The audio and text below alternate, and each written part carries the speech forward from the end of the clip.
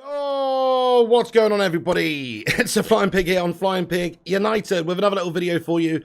Afternoon transfer news. We're going to be trying to get on here around about this sort of time every day now, giving you the latest updates of the day's goings on, folks. So we've got a bit to get into in regards to Frankie and all sorts of other stuff, which we'll cover in this video. Do us a favour at the start of the show, everybody. Make sure you smash the like button at the start of this. Give it a thumbs up. Share it around on the social media channels if you so wish as well. And get yourself subscribed, of course, and get involved in the chat and have your say. We love hearing from all the legends of the Bacon Brigade. Shout out to you guys and gals. Hello everyone in here as well. Rush Marno, what's good, my friend? Mark Nurse, Chris Barker, James Bowering, Vincent Bullock, Master Yoda, Facade, Gungshi, United Forever, Batman Night Fan, Johan, 0 Degrees, Simon Almeida, Elliot Manduna, Chris Parker, Mac Winnett, Rob MUFC, Batman Night Fan, James Smith, Sukra Chanel Pasha, STP Mitchell, Marky Nurse, and everybody, thank you very much for joining us. Get in there, you legends. Man United still haven't announced this Martinez situation. We still have to get De Jong sorted out, and it's looking very frustrating, folks. Let's get into it now. So there is some new sort of what's the word? Up status updates in regards to this situation, which we're going to cover in this video. Very frustrating situation in general. I just want us to go and sign somebody else down, go and get a different midfielder in there, and then if we get De Jong, brilliant, it's a good bonus. If not, then we've got, you know, somebody else as an option. But Xavi's been speaking, and he was asked about sort of the situation on De Jong, and he was quoted as saying, "I'm not here to send messages. I already spoke with Frankie. I value him very much. He's a key player, but then there's economic situation and financial fair play. He can give us a lot also as a centre-back." Zamiassi, what's going on, bro? Oh, would you just give it a rest, my son? He says, thank you, Zane, for the super chat. Let's everybody get a sui in the live chat for him. But what a masterpiece, Jesus. 4 goals so far. Lady Gamer, where are you? We are on for a third. Zamiassi, fair play to you, man. Fair play. You're doing all right at the moment, aren't you? Yeah, nice one. Pre-season heroes, actual Premier League season melt jobs. That's what I reckon. Thank you, Zane. Hey, Danny Dobson, what's good, my friend? Ms. 528, all the legends in here. Sorry for missing you. Brendan Mills. Great centre-back, says Brendan Mills. Right. Okay, so I know, look, this is the situation, right? It seems like to me that Barcelona are trying to push Frankie de Jong out of the football club pretty sharpish, really. We know they're taking a long time to get him paid. They're fanning around. They've already accepted an offer from Man United. That can't be pleasing the player. They've also just said that essentially they're going to try and be playing him at centre-back. You know, there's an understanding that that's what's going to happen at the moment. So Sport reporting also, and straight from Xavi's mouths as well, that if Frankie de Jong stays at FC Barcelona, it will be difficult for him to start in the midfield. Xavi likes him as a centre-back. Right, but he's not a pig in centre-back, guys. So, you know, what is this all about? To me, this smacks of, oh, we've got a player who really does want to stay at Barcelona, but we're going to do our very best to piss him off, make him feel unwelcome and not really, you know, part of the team properly, and just put him in a play him in a position he's not even his, and then just try and force him out the club that way. That's what this seems like to me, folks. So, I think Barcelona are pretty damn keen on getting paid, aren't they? They want the money from Frankie. They want to get him off the books. They're still signing loads of players, are being linked with lots of players also. Oh, Zamiassi, fair play. He is a good player, that Saliba. But hey, look, pre-season melt jobs. He says the French Van Dijk is Saliba. Our football was beautiful, scoring goals from all positions. Chelsea in the mud, my friend. You know what I mean? In all fairness, does it really mean that much? Yeah, it's a good indicator. It's nice. We smashed up Liverpool 4-0, first game of pre-season this season. Does that mean jack shit, though, Zane? Really, when it comes down to the Premier League and the competitive competition? I don't think so, bud. You know, enjoy your absolutely meaningless result, Zane. Nice one. But fair enough, Arteta seemingly doing bits. Maybe he'll get sacked in January now instead of December, Zane. Good point. Yep, he's going to have a good season. Maybe he'll be sacked off in 2023 at the start of that one instead of 2022, sir. Good shout. Let's get a vote in the live chat, guys. Which month does Mikel Arteta get sacked in? Let me know. I'm going for December still, though. I'm still going for December. But there you go. Yeah, that's right, James. Is Barca pushing De Jong out? Yeah, right. Fairy story, fake news. I mean, look, why would Xavi be playing him at centre-back, do you reckon? I personally think that this is the case. This is my take on it. I think he's being pushed out of Barca. They obviously isn't a very, what's the reason for this? Why would Xavi Why would Xavi want to be playing him at centre-back? It doesn't make any sense. This guy is a playmaker. He's obviously, he's a central midfielder. So why the fuck are you going to be putting this guy at centre-back? And you think, oh, okay, well, maybe they're actually going to do that. But in that case, why are they being linked? And why are they preparing a bid for Jules Koundé as well? So... Oh, right, okay, we won't be playing a centre-back either then, will he? Fabrizio Romano, just about an hour ago, reporting that Koundé, Barca are preparing an opening bid. Won't match 55 million, a structure will be different. No Depay or Dest included. Chelsea's £55 million bid, still valid in Sevilla's hands. Sevilla sources insist they're only talking to Chelsea right now, but still no final green light. So... Why they're going in for another centre-back? They also signed a lot of players this summer. They clearly want to get rid of Frankie de Jong, folks. You know how I know that? You know how I know this isn't fake and how this is legit and that really this is what it seems to be the case is that they're pushing him out? It's because they've already accepted an €85 million offer from Man United, my son.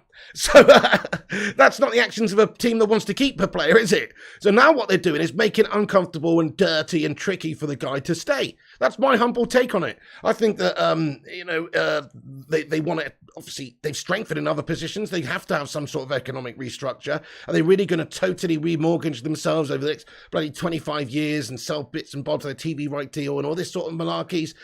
Or can they just realistically try and settle the books a little bit now with the Frankie deal, which they've already made an agreement in place with United? That's the more likely, isn't it? But they still owe him a bit of cash. There's still some hold-ups and stalls there. But really, they don't seem to be wanting him too much.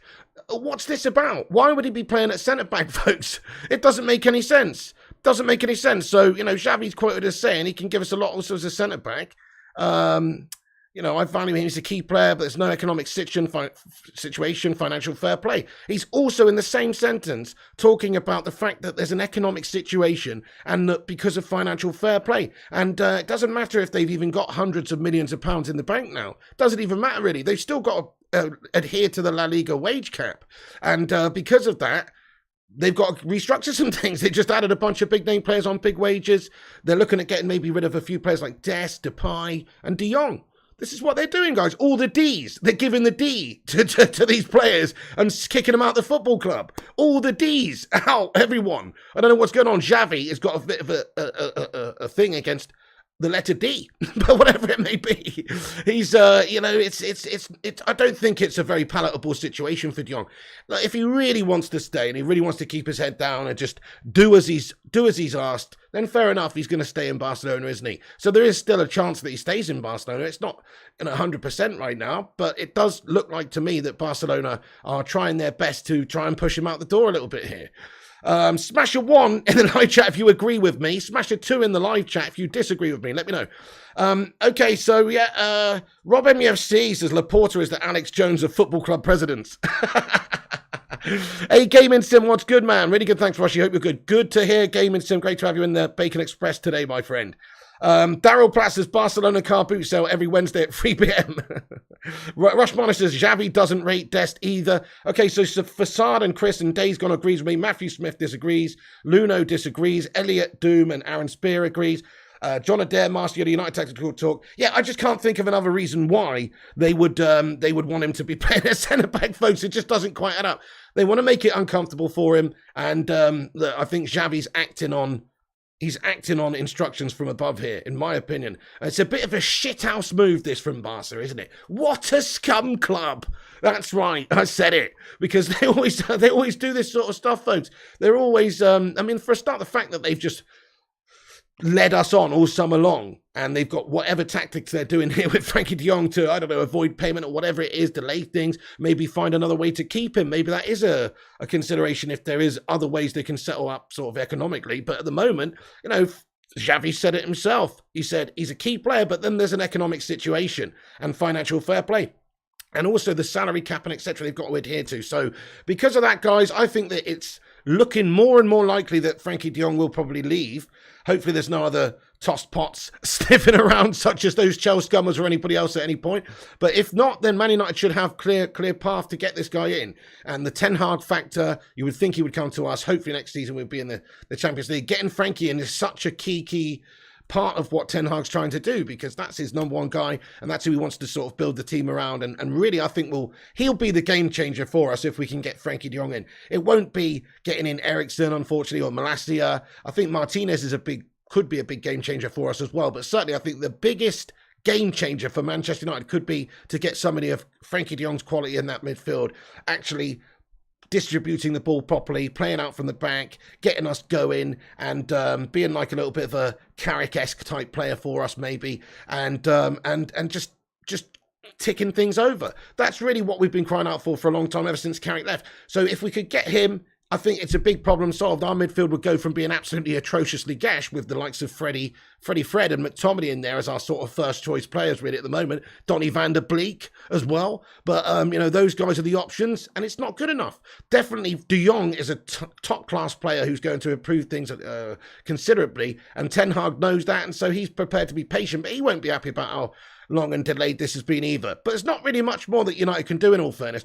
Manchester United, as our recruitment goes, we are slow. We try and take time to get deals done because we try and squeeze down the deals as much as possible to save as much money for those shithouse Glazers, really. And they are prepared to take a little bit of time. But I don't think that's the case on this one. United have done as much as they can weeks ago, really, and they've already agreed a deal with Barca. So there's an agreement in place. It's on Barca just taking the absolute royal piss by not accepting any, or deal or trying to deal with Frankie de Jong and try and get this settlement of his wages, and then also progressing the transfer. It's on them, and it's on them to get the situation sorted. Yes, we have to agree terms with Frankie and all that kind of thing, but there has to be at least understanding from Frankie that he's going to get paid, because he's owed a lot of money, folks. He's already been playing with deferred wages and things like that, which has built up, and he's owed a shitload of cash. And until he gets his money, I guess he won't be too happy about the situation in general. So yeah, you've got to understand that there is some other elements that are beyond United's control here. And if we can get the deal done, brilliant. If not, then it'll be all Barcelona's fault for being a bunch of shithouses and basically just taking the pee out of us all summer long, won't it? Hey, Ellie, how's it going, you absolute legend? Hope you're good. Welcome in. She says, like and subscribe, everyone. Thank you so much, Ellie. Hope you're good today. And do us a favor and do what she says, guys. Make sure you smash that like button on it raw. Give it a thumbs up. That's free to do, and it helps us out and boosts us up in the algorithm. You might as well give it a cheeky little Kung Fu Cantonara-esque style kick. Please do smash a like and hit that subscribe button as well, and get yourself in there raw in the chat. Thank you, everyone. Thank you, Ellie. Spenglord Vivo, what's going on? Vinny Bullock, nice one. Lots of legends getting in the chat today. We're going to have a big Q&A at the end. I want to just cover this Xavi and this Frankie de Jong update, and we've got some more comments as well from that shithouse Laporta as well. So let's get into that. But yeah, do hit that thumbs up button if you haven't, and give us a boost up there. Cheers, guys. So yeah, they're apparently going in for Koundé. So they want Frankie to play at centre-back, right? But they're going in for Koundé. Okay, right. Makes sense. I mean, what a load of bollocks this is, guys. They clearly want him out, and they've already accepted an offer for United, and it's on Frankie who's holding things up. Okay, look, he doesn't really want to leave Barcelona. I get that. He loves it. They're fine. And they're going around about it in a shithouse way to make his position uncomfortable, to try and sort of make him change his mind and want to go. I don't really feel that insulted that he doesn't want to come to Manchester United at the moment. It's more the fact that he loves Barca and he wants to stay there. But if he's shoved out, we'll take him. That's how I feel. He's a classy player. He's a proper Champions League standard player. He runs the show for the Netherlands, and we could definitely benefit from having a player like that in our gashtastic Europa League squad. You know what I mean? So definitely would be nice to see him in there. But Laporta's been speaking. Joan Laporta, that's right. This absolute shithouse. He's been saying, Frankie is our player. We really like him. We received some offers, but we didn't accept as of now. And what? What? As we want to talk with him and know exactly what he wants, we need to clarify some aspects of his situation. What the fuck do you mean? There's an agreement in principle here, my friend. What are you talking about, my friend? Anyway, so, but okay, what it means is they haven't progressed the situation because of the fact they owe him a shitload of cash. You need to clarify some aspects of his situation. Yeah, like the fact that they owe him £17 million, or maybe is it euros? I think it might be pounds, actually. It's a lot of money, and that they're trying to weasel out of it potentially and try and maybe give him a bit less. Maybe that's what he's trying to do in regards to the clarification of some of the situation. But this, yeah, that's it. Rush Molly says they need to clarify that they owe him £17 million. That's it. They've just got to go and check the bank balance, back the bank account, make sure that the maths is correct, and that is all that they owe him. But that's right. They've got to settle that up. Let's be fair. Barcelona, do they have loads of cash in reserve? Well, they've been signing players, but they've been signing players whilst owing players in their current squad lots of money. It's a pretty disgusting situation. But what they just need to do now is just pay their bloody players what they owe them, folks. If they settled up with Frankie tonight, then it's very likely he'll come, because it's clear that they don't want him. It's clear that they want the money, and it's clear that they would like to get the money off the books for the salary cap, etc. So it beggars belief what this guy is all on. His comments are pretty ridiculous. But he also said, I hope that that's on Leo Messi. Who cares? But I might as well read it. Hope that Leo Messi story with Barcelona is not over yet. It's still open. It's our responsibility to make sure it has a more beautiful ending than it was. And now as a Barca president, I feel indebted to Messi. So now they're fucking going on about bringing Messi back as well. These guys are a bunch of absolute stalls. You know what I mean? What is the matter with these folks? Anyway, so Laporta suggesting that, look, we haven't accepted anything as of now because we need to talk to him and know exactly what he wants. He wants his 17 million quid, dude!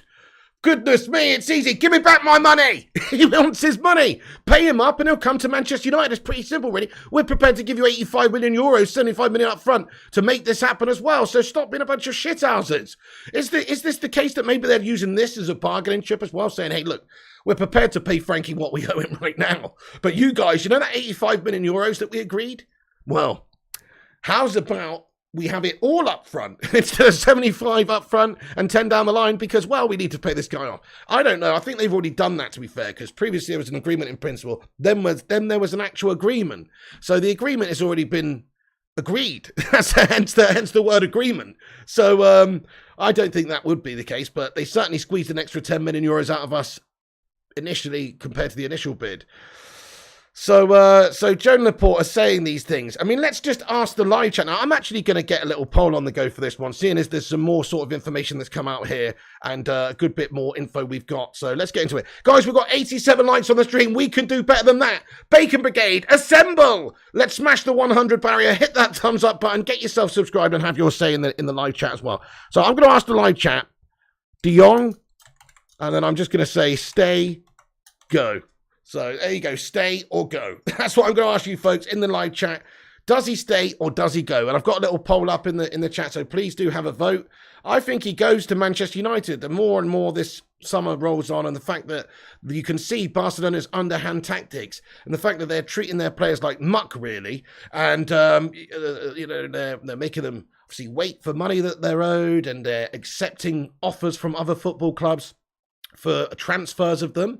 You know, can't get away from that. These are pretty underhand shithouse tactics and not the signs of a football club that wants to keep you.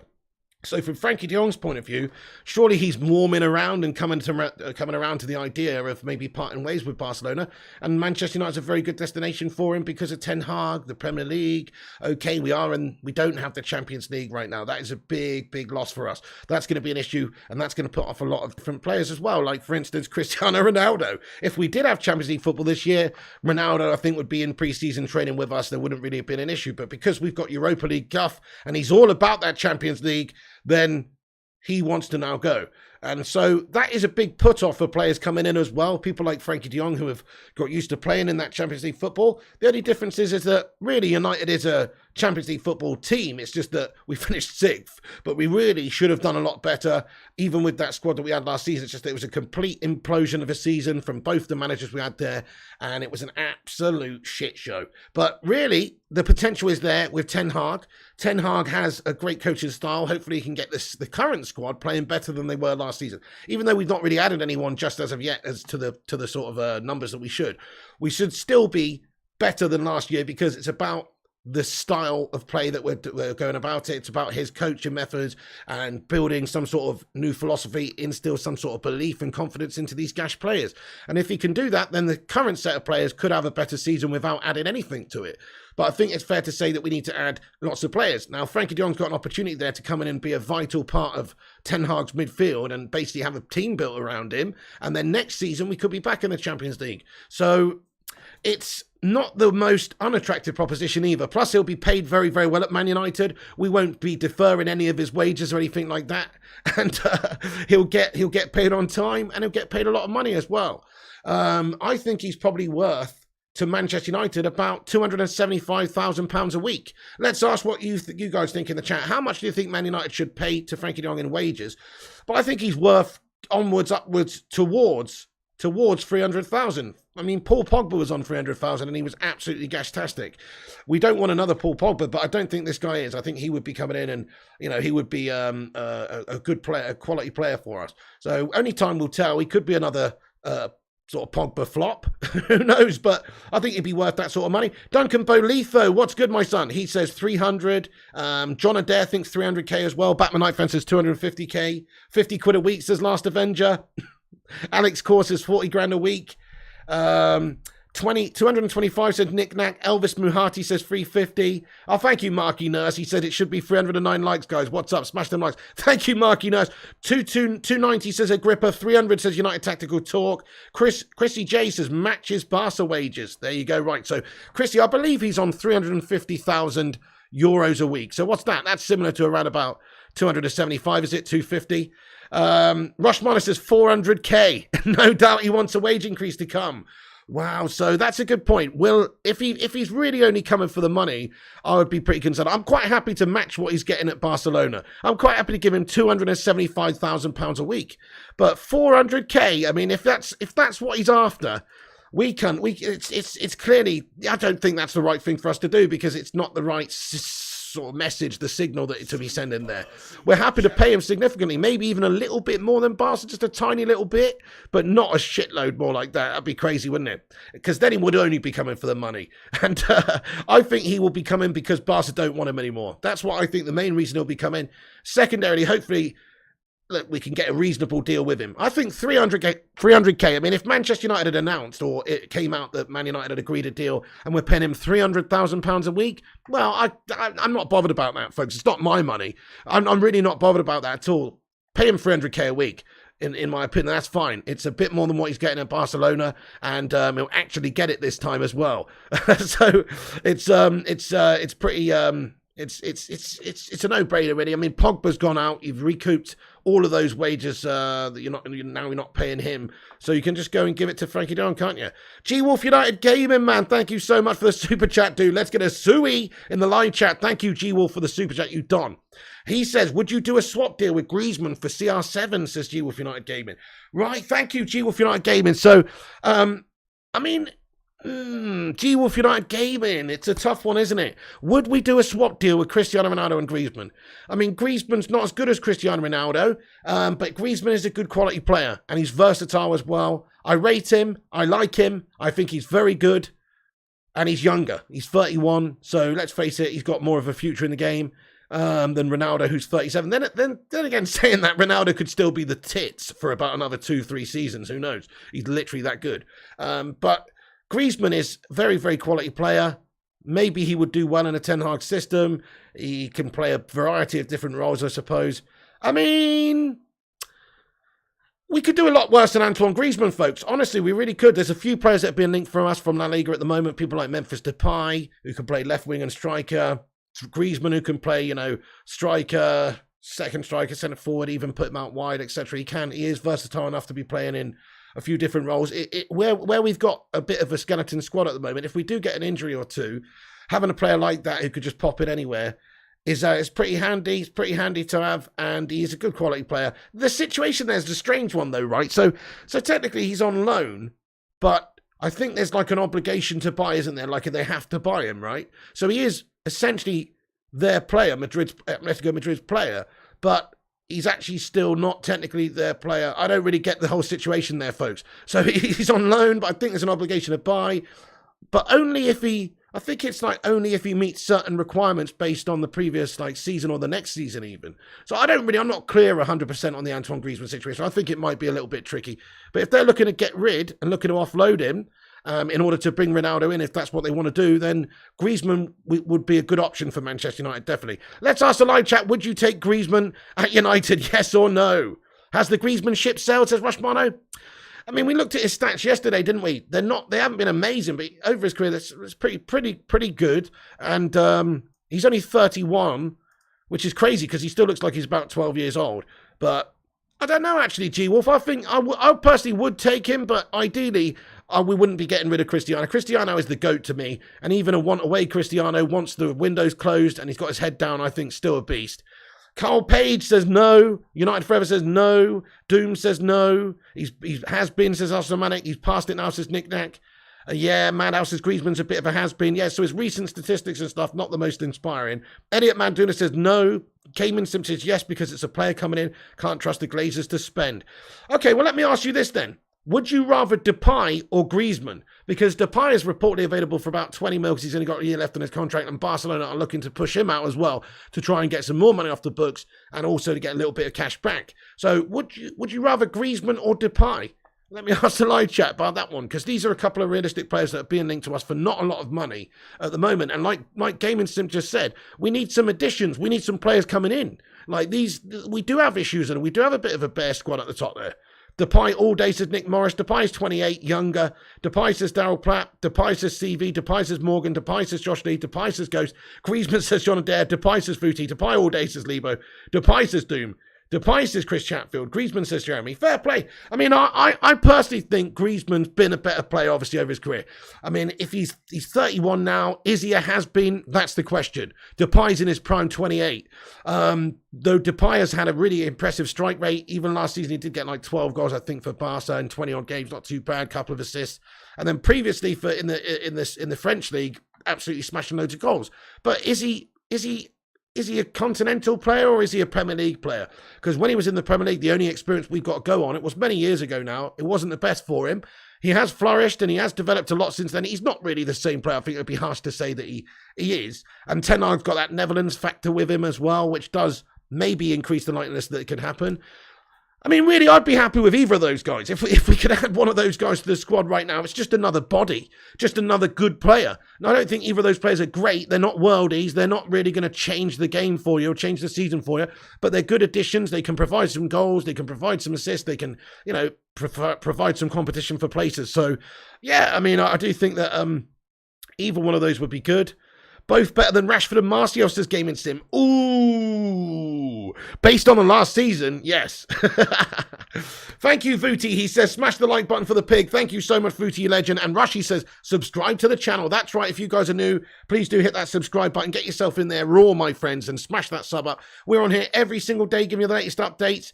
And so please do get your thoughts and opinions in throughout as well. We dip into the live chat. It's actually a community vibe around here. Everybody gets to have their say, and we have a big Q&A at the end. There's a lot of people commenting, so I can't read them all out anymore. But when we get to the end of the show, we do. So stick around if you want to get your comments read out, etc. Nice one, Rushmano. That's brilliant. Have we bought anyone yet, says Dancing with the Devil? I mean, we've technically got a couple of players in this window. Malacia, obviously. Martinez is incoming. And Ericsson, but in terms of anybody else, no, we haven't done. We've still got this massive hold up on Jong. That situation is really, really not very good. I'll give you the latest on it just now for the people that are just getting in, because we've got 467 legends watching. Shout out to all the live chat viewers. But Xavi on De Jong deal is this. He's been quoted as saying this. He said, I'm not here to send messages. I already spoke with Frankie. I value him very much. He's a key player, but then there's an economic situation of financial fair play. So he's basically saying he likes him. He's a key player, but the finances here are in a bit of a gash situation, and we need to sell him in order to, well, sort out the finances and the salary cap and all this sort of stuff. He's just like a casualty that is unfortunately going to have to be offloaded. That's what it seems like. And they've already agreed a fee with Man United. So, I mean, these signs are good because it looks like he's being pushed out of Barcelona. And he's also said he can give us a lot also as a centre-back. We know in the preseason game in America, he came on in the second half as a centre-back. Xavi's saying he can play centre-back and they want him to play centre-back. They don't, guys. They just don't want Frankie to be comfortable at Manchester United, in my opinion. At Barcelona. And that's my opinion. I think that they're sort of pushing him out. That because of this whole centre-back situation, they're trying to make him uncomfortable. They say, oh, yeah, we can use him as a centre-back. He's not a centre-back, folks. His best position is obviously in the midfield. So why would Xavi say this? He has got the old strings on his back and head from the puppeteers upstairs, and he is having to basically try and make Frankie uncomfortable. That's what I think this is really. They're just downplaying Frankie de Jong's role in the team. He's now just like a bit part player. He's going to be playing at centre back. What is this all about? It doesn't add up. The only thing that it means, in my opinion, is that they just want him out. And Frankie wants to get paid. Frankie, of course, doesn't really want to leave Barca. He loves the football club. That's his dream club, and he's there. But because of the finances and what they've done with who they've signed, I mean, just think about it from Frankie's situation. I'm actually disgusted for the guy. He seems like a nice guy. He's gone to Barca, his dream club. He's in his middle 20s. He's in his prime. He's not really done too bad. Okay, maybe he's not had the brightest last season because Barca was shite, etc. But he's had a decent time of it, and he's a good player. And he's a very, very quality player in his prime, and he's happy. And then all of a sudden, through no fault of his own, the people upstairs say, we've got to get rid of you, son, because we need the money. And they're also, at the same time as saying, that's fair enough, maybe you can stomach that, maybe you can take that. But at the same time, they're actually buying loads of players behind your back. And they're bringing in new players and they're spending loads of money. And so, really, how must that make Frankie de Jong feel? He must feel absolutely used and abused and unwanted. Come on. That must be how he's feeling right now. They're signing loads of players. They owe him money, 17 million, which they've not paid him. They're accepting offers from other clubs, and they want him gone. It's obvious, guys. They want him gone. So how horrible must it be for Frankie de Jong at Barca? He's being professional, he's keeping and going, but now he's going to be told that he's playing at centre-back. It's kind of strange. It's very strange. Hey, Big Bear, what's going on, my friend? I hope you're good. Louis Rosson thinks that de Jong will ruin his career by going to United. Wow. Maybe it will be the making of his career. Things are sort of stagnating a little bit over there at Barca last time. They don't want him. So he's going to got to go somewhere and flourish. What a good place to go and play under Ten Hag. Someone who's familiar and who's going to be playing a good style of football that maybe you can get involved with and that you'll be happy to play and you know what he's all about. I think that it's not a bad decision at all for him to go to United. The only thing is that players who've come to United over the last few years, most of them have caught the United disease and ended up shot in the bed. They've been great players before they've come and they've slowly diminished into the United standard. That's the problem with this football club. The standard's been so bad. It's what happens when you just select players based not on form, which we did a lot over the last couple of seasons. It also happens when your standards are ridiculously lowered in general by having players like Slabo Maguire lead you out. So this is what happens, guys. It's no surprise. Manchester United standards have slipped. So I see what you're saying. Players coming in could catch the United disease and wreck their careers. Maybe. That is possible. I'm not going to pretend like it's not. But with Ten Hag and a new season and a new era, hopefully a new philosophy, new style, new belief, we will get back to being a much better team. The thing is, though, to be a better team, really, we do need to have some investment. And unless we can get a player like Frankie de Jong in there who's really going to improve us and spend some money on him and invest in that area of the team, we're going to really struggle because the midfield's absolutely mid-table bang average at best. At best, it's mid-table bang average. Crikey, guys, we've got 502 legends watching the stream. Guys, I'm going to say it again. If you guys are new, make sure you hit the subscribe. We're on here daily with the United News. We don't do the clickbait shite and say these deals are done and all this stuff that a lot of channels do. We keep it legit and real. We also give you a lot of opinion, a lot of fan community debate, etc. So make sure you hit that subscribe if you're new, and we also also click that like button to help us compete with those clickbaiters and the corporation wankers as well. Please do hit that thumbs up, my friend, and stick it to the man. Nice one. McTominay's a championship midfielder, says Ikra. Well said. I kind of agree with you. In the last 3 seasons, I have seen nothing but absolute mediocre bang averageness from Shotty McTominay. And I think it's time we did actually move him on. If we could sign another player like de Jong, I don't see any reason why not to sell Scott McTominay. Scott McTominay is actually a good player, and he's a good committed player, and we saw a good handful of performances like that Leeds game in the season just gone, where maybe he's a good sort of player to go in there. He's rough and ready. Frankie de Jong, I don't think is getting stuck in and chopping people down. You do need somebody who's going to be doing that sort of stuff in certain games, especially against the Leeds scum, right? So McTominay does have a place in the team. He's strong. He's a tall lad. He's passionate. He's aggressive. He's got a good head on his shoulders in that sense. So I personally do think that he's got a role in the squad, but it's very much a backup role, just to come in when we've got to have somebody to come in and just be a bit more physical, really. And he's not the most technically gifted. Don't really fancy him, to be fair, guys. I'd be happy to sell him. If another team came in and offered 20 million, 25 million, I think we could probably do quite well to sell him and use that money to go and strengthen with another player. Because the midfield, if we did sign de Jong, I mean, there's arguably enough numbers to deal with any situations there. You got players like, you'd have De Jong, you'd have Fred, you'd have Garner, you'd have, of course, Donny van der Beek. Maybe Ericsson could play there as well. One or two youngsters, of course, the likes of, Iqbal and these guys, and all sorts of players that could play loads of positions. So it's not the most important thing to keep hold of Scott McTominay. Let's ask the chat then. Would you keep or sell Scott McTominay, folks? Keep or sell? Do you think he's going to keep or sell? If the price was right, i.e. 22 million quid, I would sell him in all fairness, folks. I would. Shot McDonkey to GA says, Touch Christ. Sal says, Batman Night Fan Dancing with the Devil says, give him away. Sal says, Duncan and Jeremy and United forever. Sal ASAP says, Rob MUFC and Vincent Bullock. Wow, the chat is moving here. Sell says Jeremy, donate says Luis Velez. Gungshi says sell. Okay, everybody's saying sell. Wow, sell the melt says Master. Wow, fair enough, folks. Fair enough. That's pretty unbelievable, isn't it? Don John, how you doing, my friend? Says sell. Wow, everybody's saying sell Scott McTominay. So that's the opinion of the Man United fan base on Scott McTominay. It's an opinion that I share as well. I don't think he is Man United standard. He's bloody bitty bang average. He could do well at a club like,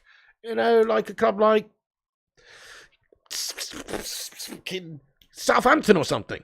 Or maybe that's even a bit too good. I mean, maybe Championship fodder. Maybe you should go join up with Jay Lings over at Notts Forest or something. You know what I mean? Something like that. That's maybe the sort of standard that you could play at, I think, really. But for United, he's just a backup. If he's happy playing a backup role, fine. But he will be looking around the team as well, thinking of players who are coming in, such as Frankie de Jong potentially, and being a bit concerned about his game time, surely. So maybe there'll be a conversation had with Ten Hag there. Brentford, Notts Forest, says G Wolf. There you go, yeah. Sell him to Millwall, says Rob. Derby, says T-Mill. Birmingham, says Jeremy.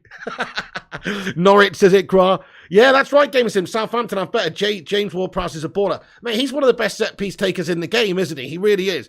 I mean, he's just handy to have around just for free kicks alone, really, that guy, isn't he? Fair play, yeah. McTominay is just a very limited player. He hasn't got that. I don't think he might have the leadership and he might have the sort of the character, but he doesn't actually have the technical ability, the goal scoring ability, the creativity. And also even like the defensive guile sometimes. I mean, the guile might be there, but the actual execution, the actual ball winning and distribution, it's just not to a good enough standard. So yeah, very erratic midfield play whenever Scott McTominay's on the pitch. Same goes for Fred. The combination of the two just equals an absolute complete pile of gash.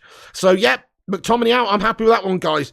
And also, if you're just getting in, reports from Sport that Frankie de Jong stays at Barcelona. It'll be difficult for him to start in the midfield. Xavi likes him as a centre-back.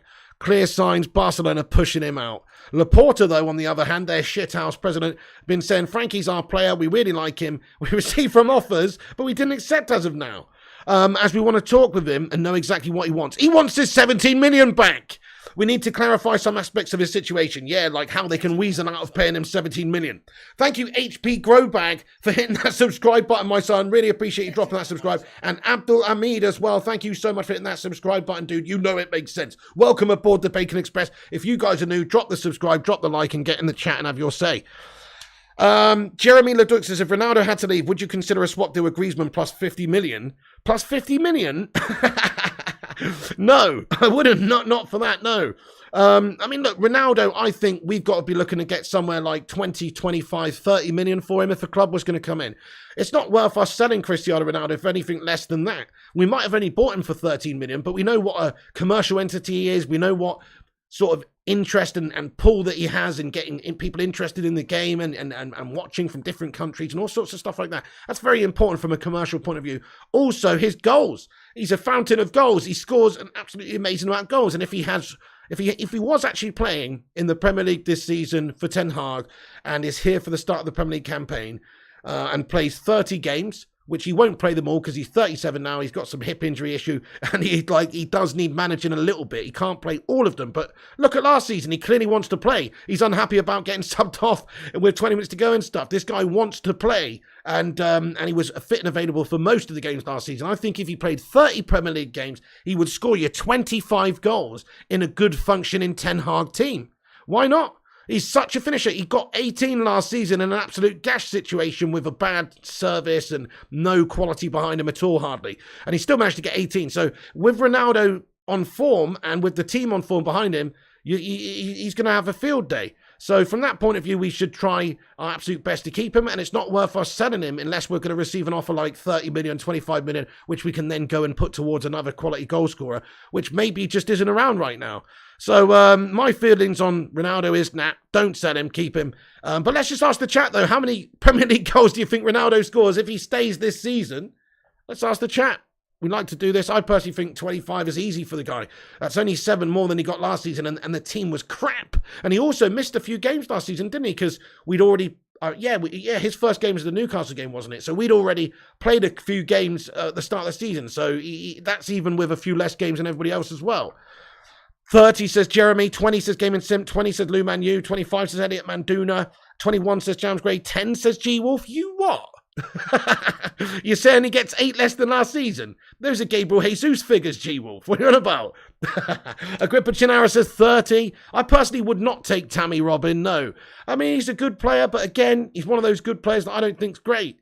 He will get the golden boot, says Atomic. I agree. AR Dan says 20 plus. Alex Walker says 28. Josh Lee says 20. Man like Ryan says 27. So everybody more or less confident that he would get a lot of goals in a new Ten Hag system. So Ten Hag knows that too, and I'm pretty sure he would be, keen to keep hold of this guy as well. Interesting, yeah. So I do personally think that it's highly likely that we keep him because there probably won't be a good offer that comes in, a significant enough offer for him. There's reports that Atletico Madrid want to take this guy, isn't there? And I guess that could happen. We've got a little bit of an update here on Ronaldo here. Man United are still waiting for answers from Cristiano to understand when he can return to training. So yeah, the situation is as this. He's still with his family, obviously, because of personal issues, and he's not reported for training still yet. And George Mendes is understood to be looking for other clubs to take his services on, i.e. a Champions League club. So there's still discussions with teams like Atletico Madrid, potentially Bayern, some other clubs. All Bayern have done really is distance themselves from the deal publicly. And a lot of clubs have, but it doesn't mean that maybe they won't go for a cheeky little punt later on in the transfer window if, it becomes difficult for them to find a proper replacement for Lua or, just another team situation changes. You never know. There's a bunch of Champions League teams that you would think would take Cristiano Ronaldo in a heartbeat. The only drawbacks for them taking him is his age, which for him personally, his physiological age is actually a lot less than his actual age because he's just such a beast and professional dude and probably has the physiological age of like a 29-year-old. So I don't think they have too much to worry about that. But the cost involved is big for a 37-year-old. Nobody wants to spend 25 or 30 mil on a player who is literally 37. And then you've got to pay him towards £400,000 a week. I mean, he was on $500,000 a week at United, right?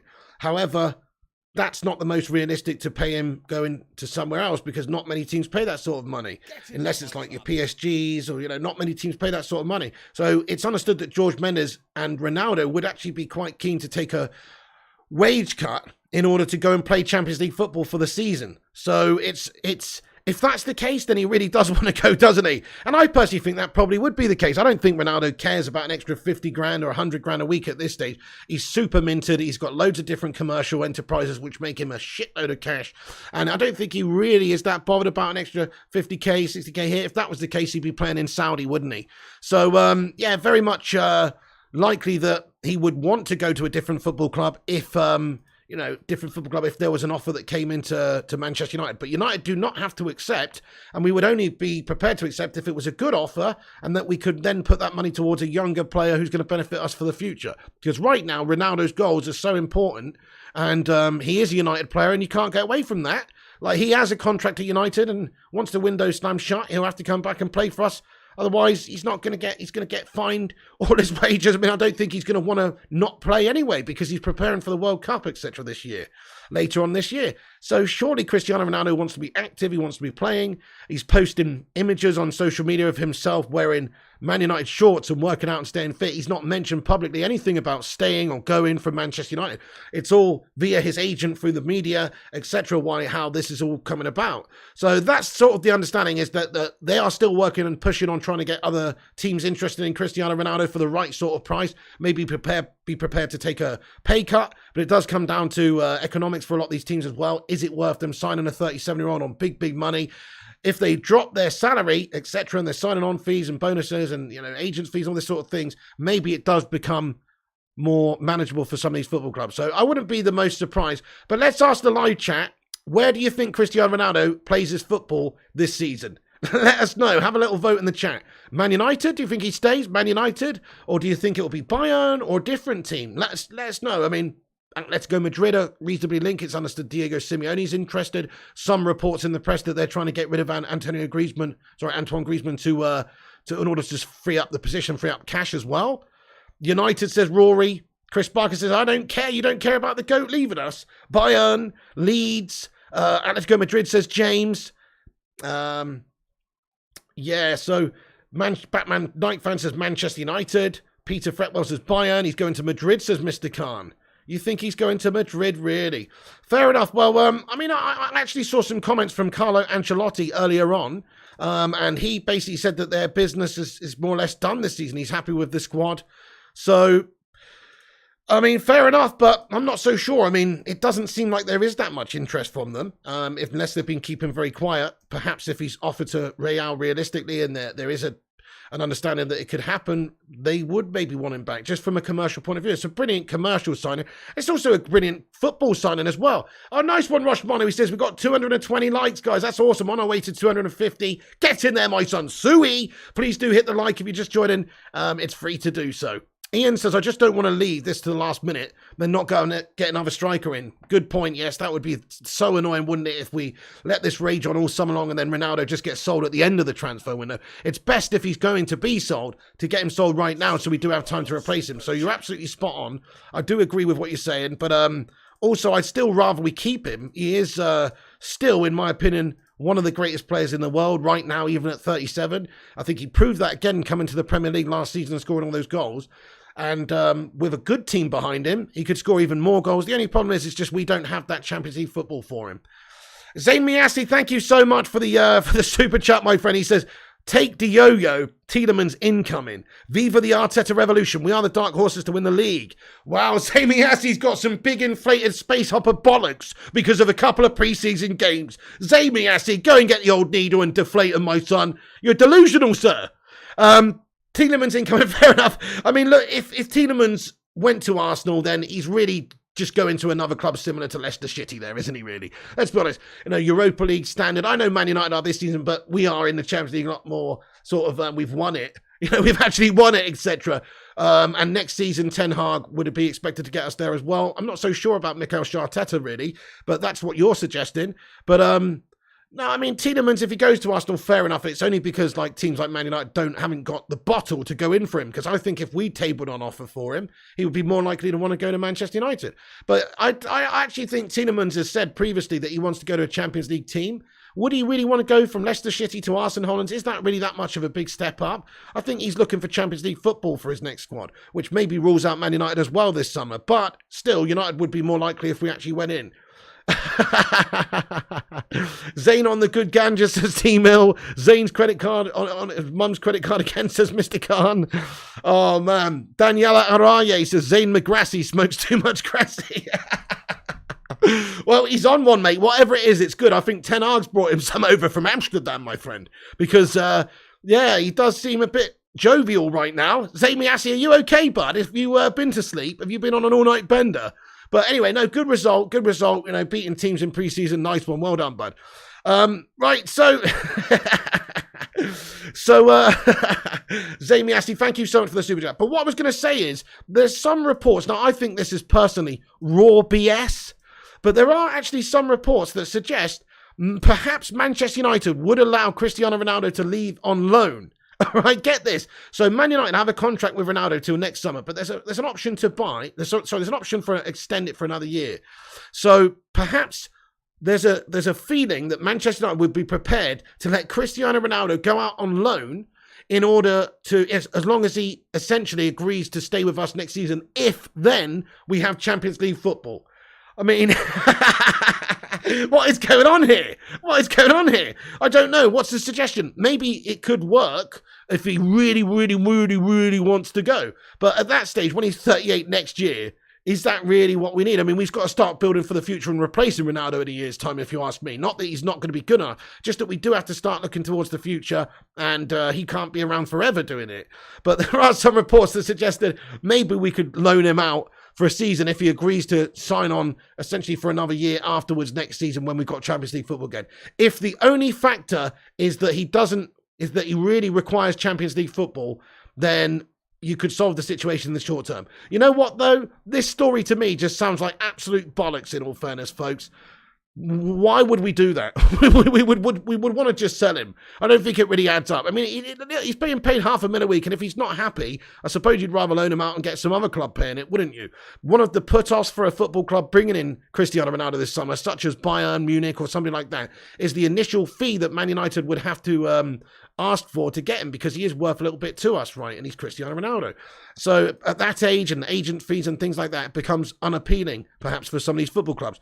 But if there was a loan deal where they're essentially just going to pay a small fee and then wages, maybe some of these teams would be interested in that. So look, I think it's pretty ridiculous. I think it's pretty stupid and preposterous, but there are some reports that suggest that's the case. So if Ronaldo triggered a 1-year option to extend his contract until 2024, apparently United will reportedly sanction a loan deal to a Champions League club.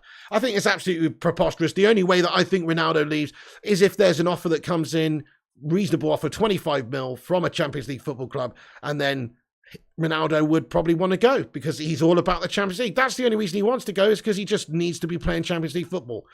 Zayn Miasi, thank you for another super chat, Zayn. He comments, Arsenal have 100 million left in the kitty. I would loan Ronaldo and give him $1 million a week, and the other 50 sign Benzema, Jesus, Benzema and Zayn Miasi, he really is on that good stuff.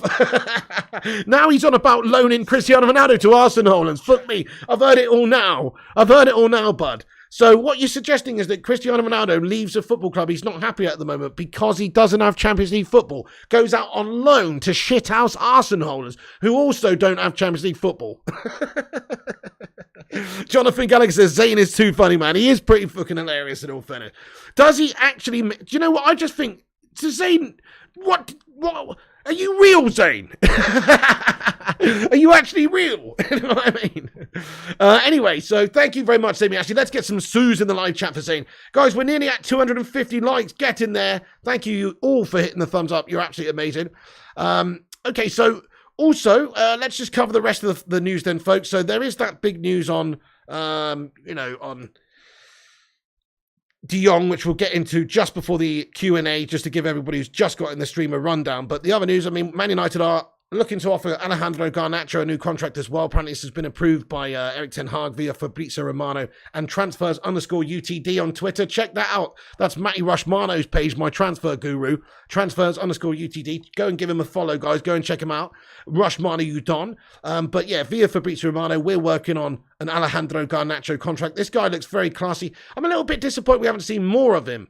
But there you go. Also, United are expecting offers for Wan-Bissaka. This is via Court Offside and Fab Romano again. And that is an understanding that perhaps Crystal Palace or maybe one or two teams from Italy could perhaps be interested in taking Aaron Wan-Bissaka. So let's just have a little vote on Aaron Wan-Bissaka, because we don't have another right back at the moment. We are linked to a couple of right backs. There's been links to players like Pavard recently, players like Denzel Dumfries. I think Dumfries would be brilliant. But let's just ask the live chat, should we keep or sell Aaron Wan-Bissaka in your opinion? What do you think? Should we keep or sell Aaron Wan-Bissaka? Thing is, the amount of money that you get from him could be utilised to help the other areas of the team. And the problem is he doesn't really strike me as the sort of player that Ten Hag would really want to play with, because he's more defensive-minded than offensive. Sel says Dance with the Devil and Elliot and Agrippa Chinhada. Smoking Crack with thinking the 30 would make them challenge. Don't really think it's bad. I think the team behind them was awful. Defo Sel says Ash Carroll. Sel says the Hoff. Keep says Duncan Belifo. There it is. Rushmano's put it in there. Transfers_UTD on Twitter. Sel says Sullivan. Sel says man like Ryan and Batman like fan. Okay, so everybody wants Wan-Bissaka gone. Wan-Bissaka was pretty good for us for a couple of seasons under Ollie, but I think maybe his time has come to an end at United because he's a bit one-dimensional. He's a very good defender. I think he would do well to keep in the squad maybe as a backup and pop him in there in some games when you need somebody who's more defensively robust and to come on end of games to see out games and be defensive. So to be a second player. But is he good enough to be your main guy every single week, your first team starter, attacking the opposition and creating chances for your teammates? Not overly. He's okay, and maybe he could improve that part of his game, but he's certainly not good enough to the standard that I think Ten Hag wants and that we need right now. So really we need somebody to come in who can do both of the roles that we need him to, be a good defender and a good attacker. And Dalot and Wan-Bissaka don't really have that at the moment, but a lot of the live chat want to see Wan-Bissaka sold. He could maybe generate 25 million quid, and then we could put that into another player. Goes to show you how bad our transfers are, because we're pretty much going to lose 50% of what we paid for Wan-Bissaka. And really, if anything, his value should have gone up a little bit because we should have developed him over a few seasons, and he should now be coming towards his prime. What is he, 23, 24? Coming towards, was he, 23, somewhere around about there, coming towards his better years. He should have a higher price tag, if anything, but we just overpaid massively for Wan-Bissaka. He's a good player, he's a very good defender, but he's too one-dimensional for this game. So, yeah, Wan-Bissaka could be going out, folks. Also, Anthony, there is still some belief that Manchester United would be going in for another bid for Anthony. That's all up in the air. Not going to talk too much about that because we talked about it quite a lot yesterday. And also, there's a lot of ifs, ands, or buts here. Like, how much budget have we got? And that's if we get De Jong or if we don't get De Jong. Like, what's the deal there? And that's also if Ronaldo stays and if Ronaldo doesn't stay. So there's a lot of ifs, ands, or buts, or maybes as to whether or not we go in for Anthony at this moment. Right, okay, folks, let's just also look at some other things I've got for you very quickly for the afternoon update. And apparently Xavi is expected to be speaking to several players after El Clasico to let them know that they need to leave. And Frankie de Jong's sale is a priority. Other players as well, like Sergio Dest and Memphis Depay. All the Ds expected to be shown the door. So that's what's being reported from various different places as well. Also, Helena Condis reporting that Barca are confident that De Jong will leave. It seems like they're pushing him out. Man United are waiting for answers at the moment from Cristiano Ronaldo about the pre-season. Also, what else have we got here very quickly? Oh, yeah, Jose Mourinho is apparently very interested in bringing in Eric Bailly to Roma. So I don't think we should sell Bailly. Let's ask the chat, keep or sell? To me, I mean, it's actually funny, isn't it? It's funny what a few good games and good performances does, and also vulnerabilities from other players in our team. Like the likes of Lindo and Maguire, they're absolutely shite. Bailly's shown in this preseason that he is a good defender, if not a little bit erratic and injury prone. But I'd certainly rather him be playing than the likes of Lindelof, in all fairness, or Maguire, because I think Bailly is a physical, strong, quick defender. And that's sort of what we need more of. I mean, I wouldn't be that bothered to see all of our centre-backs sold, bar maybe Varane and, basically bar Varane and us just start again, because I think it's just rotten to the core at centre-back at Man United, really. Duncan says keep, Chris says sell, Dutch Christ says keep Bailly. Third kit's not out yet, meant to be yellow, says Matthew Smith. Imagine if they did a green and gold one right now. They'd take the piss, wouldn't they? Man Like Ryan says keep. United Technical Results says keep. Duncan says keep. Sell, he's injury prone, says Jonathan Gallagher. That is the big drawback with him, is he's very, very injury prone and he's not going to be the sort of player that can play all the games.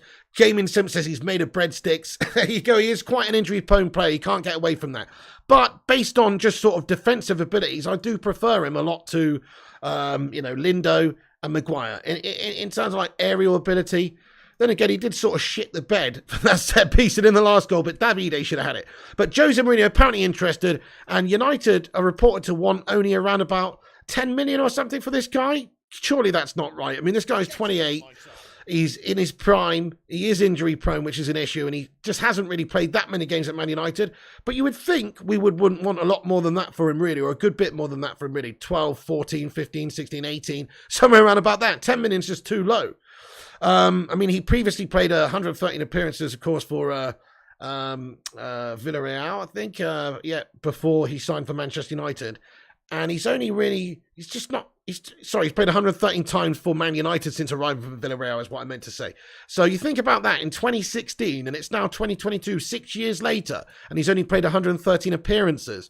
It's really not very good, is it? He's just never been fit enough to have really a proper role in the squad. I mean, he's shown great glimpses and had good spells where he's been in the side and he's had good performances. And he made like 38 appearances during the first season at the club, but fitness problems cost him the chance to hold down a spot on the side. Basically, he just gets injured all the time. And he's played 20 Premier League games over the last 3 seasons. So because of that, think about that, guys. That's 20 games in the Premier League over the last 3 seasons. That's how injury prone this guy's been. I mean, it's one of those. If he's sold, I'm not that bothered, to be honest. I'm really not that bothered. Hopefully, the idea is to bring in new guys, new centre-backs. Martinez coming in, new guys. I'm not that bothered if he's sold, but I kind of think there's worse centre-backs at the football club than him, in all fairness. Phil Jones needs to be offloaded. I'd be so happy to see Harry Maguire sold and get out of this football club, in all fairness, because he's absolutely fridge-like.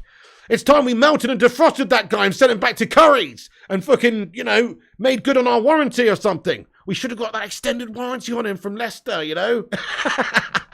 Get rid of this guy. He's broken. But seriously, Maguire out. He's not the answer. Lindelof out. Back to IKEA, sir. He's not good enough. And then Eric Bailly, he is good, but he's injury prone and erratic, and he's not really somebody you can rely on. Rafael Varane, same goes for him. He's our classiest defender in a lot of ways, of course. Look at his CV and his history and what he's done in the game. However, he's also got knees made of paper mache, just like Eric Bailly. It's a big problem. These guys are injured every other week, so they're never at 100%. It's a big problem area for us. So I just hope that Martinez can be the guy to come in and do the business for us. But he might even be playing CDM instead of centre-back most of the time. Okay, but recently, if you look at sort of what's happened in pre-season, I'm looking into, maybe reading in a bit too much, but if you look at what he's done with Telles, I think Telles has been his Lisandro Martinez. That's what he's been utilising Telles as. Watch Telles.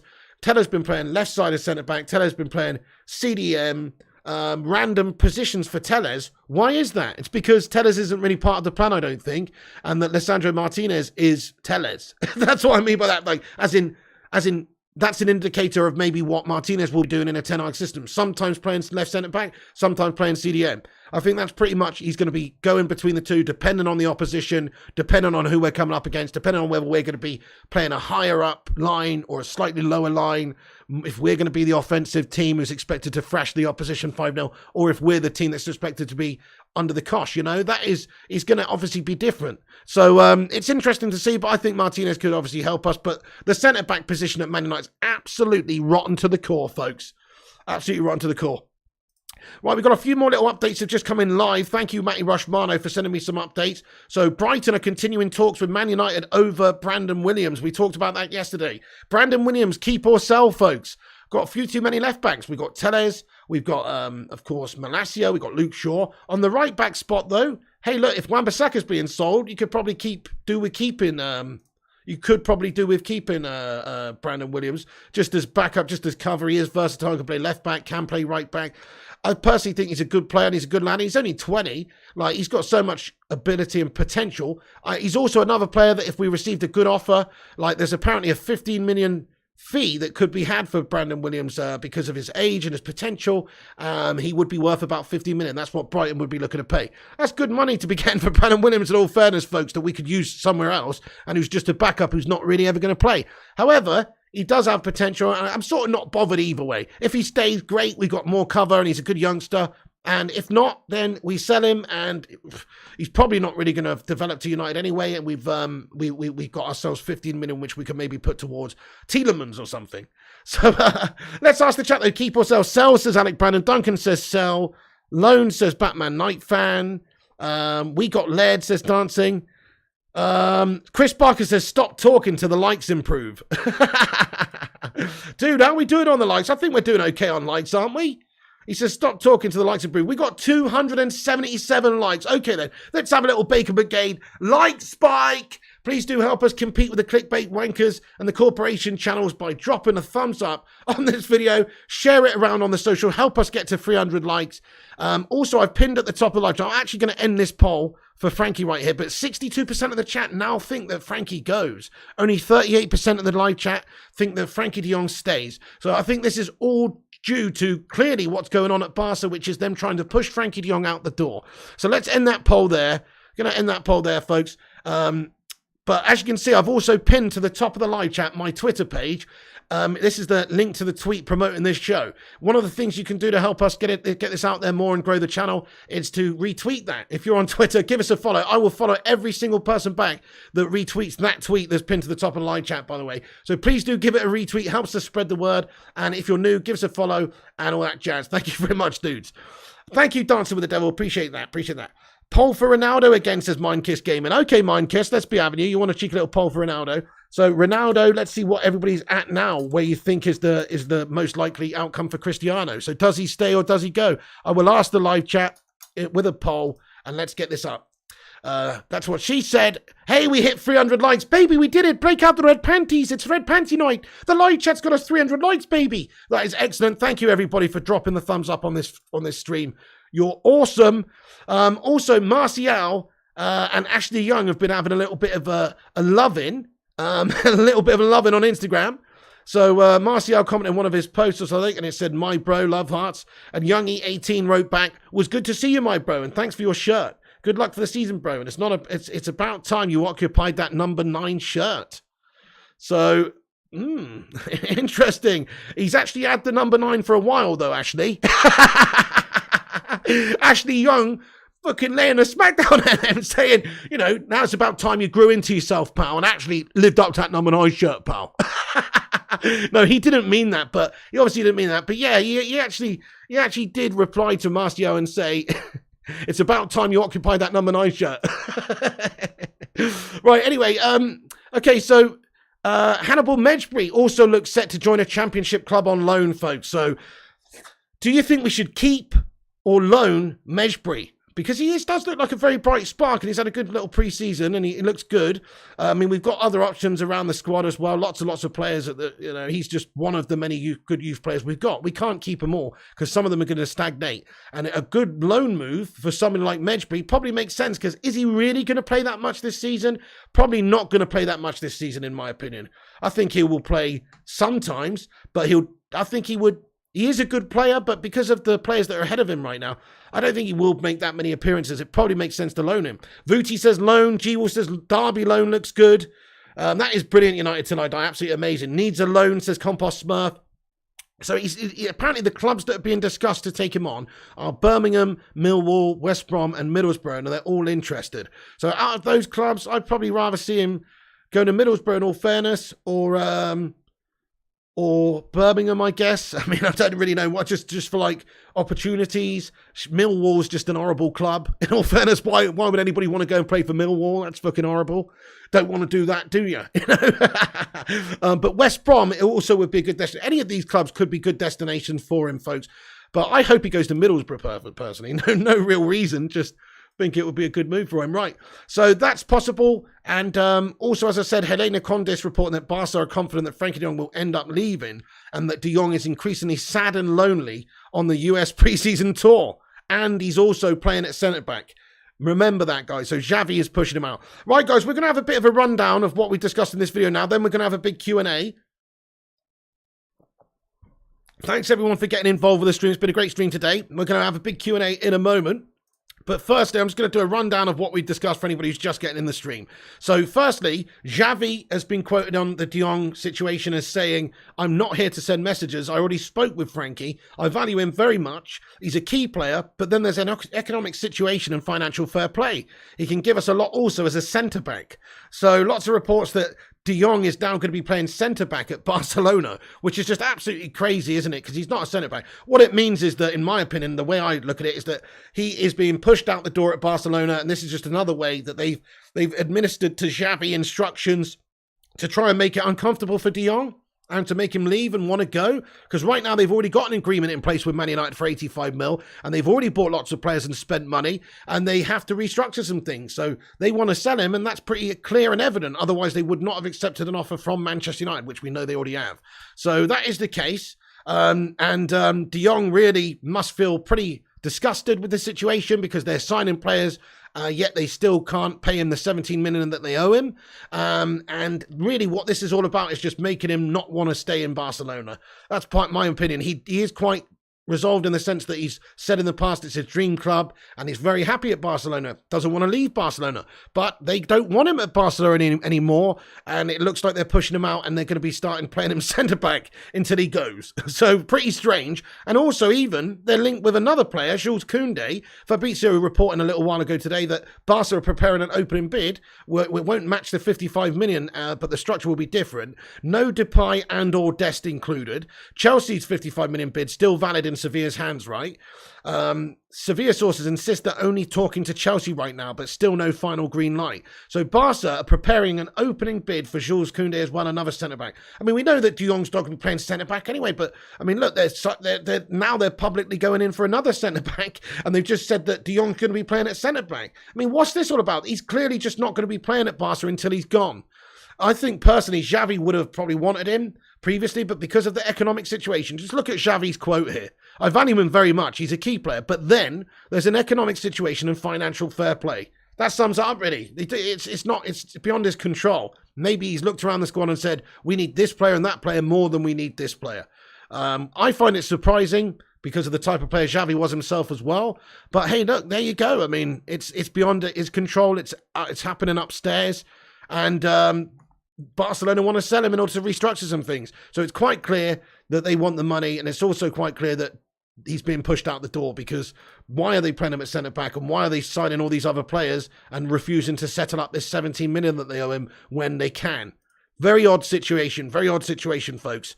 Also, Man United waiting for answers for Cristiano in regards to training when he's going to be coming back. There's reports that George Mendes is still offering Cristiano Ronaldo to teams like Bayern Munich and talking with Atletico Madrid and just gauging interest and seeing if there's maybe a deal to be done, even for a cut/price wages deal where he's getting paid less money. United working on a Garnacho contract. Offers expected to come in for Aaron Wan-Bissaka. There's also still a link to Anthony. That's pretty much the news there, folks. That is pretty much the latest news in regards to the De Jong situation. I think this is good. I think this is actually progress for a change. We've been talking about De Jong stagnating at the same sort of position for around about, I don't know, a week now. And finally, we've actually got some sort of positivity in the sense that, well, it's all the roads are now leading to him being forced out the door at Barcelona. So therefore, it gives us a bit of hope now. Like the live chat voted earlier, 62% suggested that that De Jong would go to United now. When I asked that about 3 or 4 days ago, it would have been the other way around because there was so little extra information available. Now we know that Xavi has already said, look, it's an economic situation, which is the deal really here, that he's a key player, but it's down to economics and financial fair play, which is a big indicator of what they're trying to do. We know they've accepted an offer from Man United, and we know that now they're playing him at centre-back, in my opinion, to try and make him uncomfortable and just be like, yeah, we don't want you, mate. That's it. What you're going to do, you're going to play bit part centre-back for us, or are you going to go and play where you actually should be playing in the midfield for Ten Hag at United? They're forcing him out to get the money. It's obvious. So, that's the news, folks. Let's get into the live chat. Big Q&A time now. We got 500 or 631 legends watching right now. So we're going to have a big Q&A in regards to De Jong and any other things you want to discuss. Cristiano Ronaldo, get your opinions in. This is a fully interactive channel. We let everybody out there say. We'll stick around for a good 10, 15 minutes or whatever. See what you legends got to say for yourselves. So do get your thoughts and opinions in there. We've got Yusuf Say, Gamers Ali, who's just subscribed, and Rakesh Marahaj, and Milani M as well, and Derek Bol Yakwa. Thank you, everybody, for hitting the subscribe. If you guys are new, like those guys, then please do hit that subscribe button. We're on here daily with United News. Drop a like on the video and get yourself in the chat now for the Q&A. Yusuf says, give me a sue. There you go, mate. Can't believe we're still at it with him. Move or F on, United, says Social 99. Okay, but we've done all we can, really. Yeah, I mean, Barca still clearly want to push him out, though, in my opinion. They just got to pay him and convince him to go, because he really does want to stay. I know what you were saying, though, Solskjaer. Do we really want a player that doesn't truly want 100% be committed to United? He's clearly a Barca player, and he wants to be a Barca player. So, yeah, I know what you're saying. It's very frustrating. Do we want a player that doesn't want to come? But he will come if he's pushed out, so we'll get a quality player. Did Ronaldo ever miss a season before, says Daz Sweets? I don't think so, bud, no. I mean, in terms of what long-term injuries you mean, I don't think so. I think he's been super robust. He's had some injury spells here and there, but he's never missed a whole season. I mean, in fact, we were talking the other day, me and my brother, we were going back and looking at his Champions League record, and it's quite funny. He's playing in the Europa League this season for Manchester United, right? The last time he played in the Europa League was when it was called the UEFA Cup, and he was a 17-year-old for Sporting Lisbon, and that is the last time he played in the Europa League. Ever since then, since moving to Man United, he's been in the Champions League every single season. What an unbelievable record, though. Cristiano Ronaldo is literally the GOAT. But what an unbelievable record. But what a shame, in a way, that streak is going to stop because of Manchester United being gutted in the Europa League. It's very, very frustrating, isn't it? Oh, wow. Rob Dawson with a little quote. He says, we're 2 weeks away from Brighton. I don't see how Ronaldo starts the game. I can see him starting. I just can't see why he should. Yeah, I mean, I can't see Ronaldo starting the game against Brighton either. Can you guys? What do you think? Yes or no? Does Ronaldo start against Brighton? Yes or no? I feel like the window will still be open and there's still big, hurrah around it. He's not returned to training just yet. We've got 2 pre-season games left before the Brighton game. Unless he's going to be featuring one of those, then I can't really see him playing in that Brighton game, in all fairness, guys, which is a big worry. But hopefully once the transfer window is shut and all this speculation linking him with a move away, well, really what needs to happen is we just need to get clarification and literally decide the situation with Ronaldo now. We don't want this to happen at the end of the window and lose the striker right at the end of the window and then have to scratch around and replace him last minute panic buy. If he's going to go, we need to address this now. And if he's going to stay, then he needs to come back now. That's my opinion. Ronaldo's always fully fit. It's a fair point, Mark Nurse. Yeah, he's super professional, this guy. Takes amazing care of himself. I mean, he's doing the workouts. He's posting the Instagram pictures showing 28 abs and looking a thigh muscle the size of Andre the Giant. This guy's definitely in shape. He obviously takes his conditioning very seriously. Yusuf Gamer says, does Greenwood have a chance of coming back to United at all? I mean, yes, he does have a small, tiny chance, I guess. Literally like a 1% chance, in my opinion. That's if he's found completely innocent, which is, it's an if at the moment. It's allegations against him of sexual assault, rape, and threats to kill, pal. So, in all fairness, not good allegations at all. And also, the court of public opinion has made their mind up in some ways. Some people will have already done because of information and audio that came out. So even if he is found innocent, it's a PR nightmare for Manchester United. My gut feeling is he doesn't play for Man United ever again, but he could do, I suppose, because I wouldn't put it past the Glazer shithouses doing it. But my personal opinion on Greenwood is, if he is found innocent, I think Man United will sell him to a team abroad. And I think that some teams, would be interested in him, but most teams, certainly in England, I don't think would be able to take him if that stigma is attached. But look, to be fair to him, you have to also let justice take its course. And but like I say, it's a bit different than just like hearing about an incident and then there being a court case, or because there was a little bit of audio and stuff that came out. So because of that, it's a little bit different, but you still have to let justice take its course and find him to be guilty or innocent or whatever the case may be. So it's a tough one, but I don't think he'll ever play for Man United again myself. But I suppose there's a small, tiny possibility he could.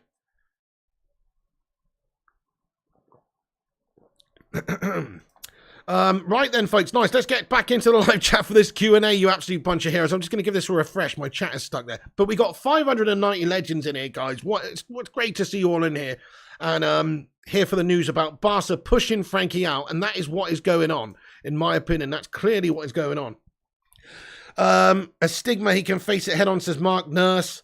Zidane, Iqbal, what a players does an eight-man do? Well, fair enough, Mark Nurse. I mean, if he's found innocent and there's a stigma, I mean, I guess he'd have to face it, but I just can't see him staying at Manchester United. Guys, Mason Greenwood, if he's found innocent, guys, keep or sell. You know what I mean? Keep or sell Mason if he's found innocent. I think we could sell him for a bit of money and we just avoid a PR nightmare. It really is. It's a tricky situation because if he's found in the court of law to be innocent, then wouldn't we be doing the wrong thing to just sack him off if he's found innocent? But in the eyes of the court of law, that's the problem. Keep says RJ, Sell says Olsen, Sell says Duncan, Keep says Vincent, Sell says A-Bub and Mindkiss Gaming. It is a tricky question, Elliot. He's class above Rashford and Langer. Definitely Mark Nurse, future Ballon d'Or winner in my opinion, this kid. Keep innocent, says Chris Barker. He's guilty or anyways, get rid, says Chris Ryan. You can't really say that though at this stage. You can't really say that at this stage. Josh Lee says keep. Jay says keep. Players look drained yesterday, says Dan Sweets. He can do one, says Marcioda. Sell, says the Devil's TV. How you doing, Devil's TV? Yeah, fair enough. I mean, look, most people, I think, want this guy gone. And the reason is because we've heard audio that paints him to be an absolute horrible piece of work. That's the truth. And that's audio that is out there. And you can't get away from that, guys. Even if in the eyes of the court of law he was finest, and that is the difference maker, is that the PR nightmare, the shitstorm would ensue if Man United were to stick with Greenwood. But anyway, it's all hypothetical at the moment, guys. He's still got a trial. There's still investigations taking place. Time will tell on that one. He's got to have a fair trial. He's got to have, justice and everything take its course. So we'll see. Wow, interesting, RJ. I mean, he says he thinks the audio is fake. Wow, I mean, things. We're not going to pretend like there's not a victim in this. There's a potential victim in this, of course. So we're not going to make light of it. But things can be doctored, I suppose. Also, things can be recorded out of context. Like, who knows if there's like a weird ass role playing game that somebody was playing once. That, and you're talking about some absolute outlandish stuff, but your mate just happens to record you while you're saying some fucking horrendous role-playing game stuff or something, and then plays it on the internet. Just saying, it's not going to make you look very good, is it? But it's just you reading off a fucking script or something. Just saying. Now, that's not, I don't think that's what happened myself. I'm not saying that, but I'm just saying it wouldn't be the first time that something's been fabricated. Chris Warren says that's wishful thinking. I agree with you, bud. I agree with you. I mean, we've heard audio. He sounds like an horrible piece of work, but the justice system has to take its course. Right. Anyway, let's get back into the chat. Yeah, says exactly. You're so right. Says Red One Ahmed. Has he ever came out and said he's innocent? Says Daz Sweets. I don't think he can though, bud. I really don't think that he can. Can he? I mean, it's a very tricky subject for him, and there's actually a police investigation that's pending. So I don't think witnesses or the alleged offender or anybody really, the victim or anybody, I don't think anybody can speak publicly about that to any level or degree. I think it's has to be discussed in the courts. I think it was I could be wrong on that, but I'm no legal expert. Stay, says Simon Cowie. How you doing there, Simon Cowie legend? Rush Mono says we're only 9 likes off of 350 likes, guys. Come on, smash that thumbs up button if you haven't. We're almost there. You're a sound designer, says Mark Nurse. Okay, fair enough, Marky Nurse. Yeah, interesting. We all heard the audio, says Rob.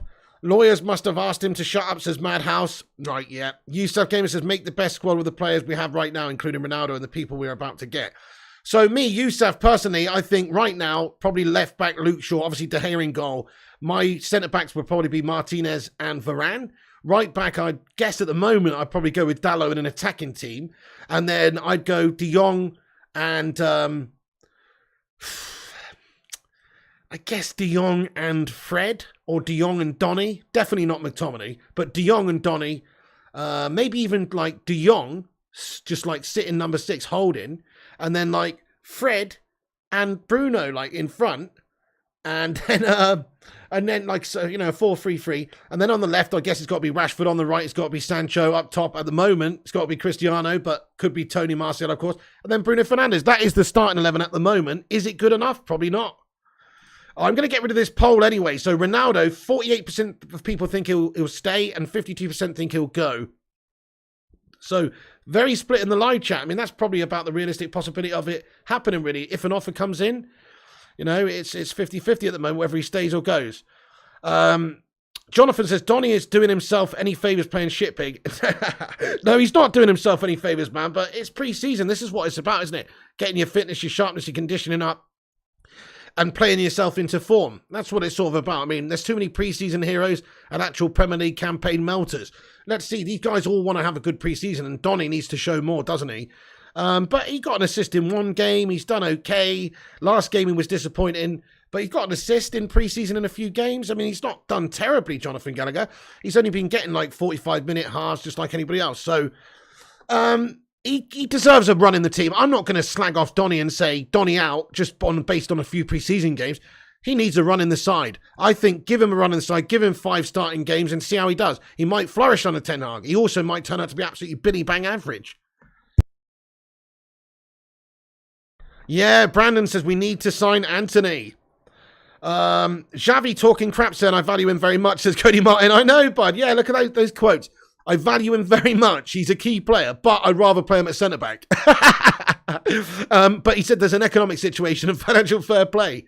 Yeah, Jonathan. Donny's last game, he was horrible, mate. But the game before that, he was good. So on average, over pre-season, he's been okay, hasn't he? If he's had one good performance and one bad performance, on average, that's okay. That's what I mean. Give him until January, says Batman Night Fan. We have no squad depth as Isaac. Big problem in certain areas, mate. The midfield shot. The wingers are shot. The striker position shot. The depth is bad. You're right, Isaac. Our midfield needs quality addition, says Adesola Adekei. A second half of Villa game yesterday on my mind. Me too, bud. I was disgusted by that, mate. I was actually quite angered by the level of performance, both of the midfield and the defence in that game, because it was back to square one, wasn't it? We've been doing well with Ten Hag. Good first half as well, controlled it, 2-0 up, and then a complete classic Man United implosion that we saw time and time again last season happened again. The likes of Fred being erratic, giving the ball away, lacking that control. Maguire and Lindelof shitting the bed at the back defensively. Set piece wise, very poor to concede that last second goal there. Absolute rubbish second half, pal. I agree with you. All those vulnerabilities were there to be seen. They all need to be addressed. That midfield's crap. That midfield needs Tielemans and De Jong. We need two new starters in that midfield. Because let's face it, Fred's good, but he ain't great. McTominay's crap. And Donny's, okay, might be good, but we don't know 100% right now. So those guys do not fill us with confidence. Not enough depth and quality in the midfield. Couldn't agree more with what you're saying. We need to improve the midfield. I'd go and get De Jong and Tielemans and sell McTominay. That way we've improved our midfield. We have spent a bit of cash, but it's worthy because we need to get that that position addressed. And then the centre-back position's getting addressed also. So, yeah, that would actually be improving, wouldn't it? Okay. So, Chris Ryan says, being realistic though, early this season, we're still going to have some crap performances. Yeah, good shout, Chris Ryan. Good shout. I mean, yeah, good shout. That is a fair point to say because we still got the same hangover of all the crap players still here. The squad's the same, and Ten Hag has got to coach this crapness out of these players, obviously, the way we've been playing last year.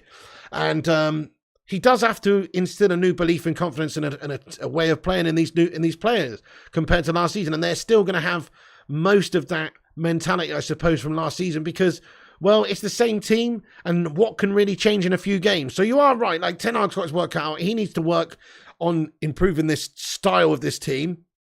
Obviously, is working out his team. That's what preseason is. We don't pay too much attention to results or anything in preseason, really, because it's about sort of Ten Hag working out his team, deciding who he thinks he can rely on, deciding who he thinks can play well in his system and who can't.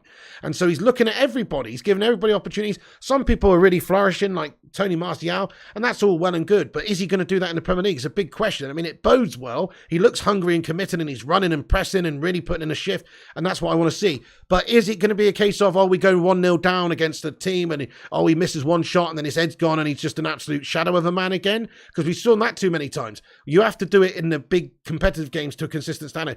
But yeah, Ten Hag's got to get these players to change. They were crap last season and he's got to get them all to change, doesn't he? He's got to coach the likes of Slabo Maguire to be some sort of a leader. Apparently he wants him. Don't know for the life of me why he wants him as captain, but he's got to try and coach him into some sort of actual player.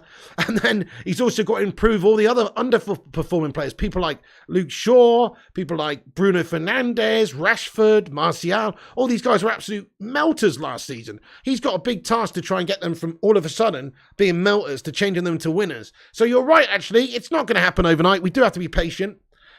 Noto says, back free of De Jong, McTominay and Maguire.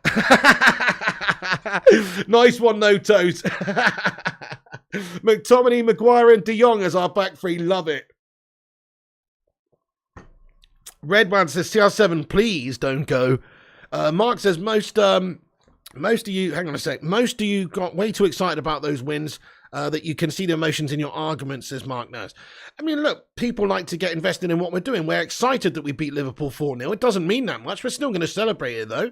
I mean, and it's positive. If you see Martial all of a sudden scoring 3-3 and looking really lively, that's going to fill you with a bit of hope for the season. There's nothing wrong with getting hopeful about players putting in good performances. However, it also doesn't mean that much because it is just pre-season.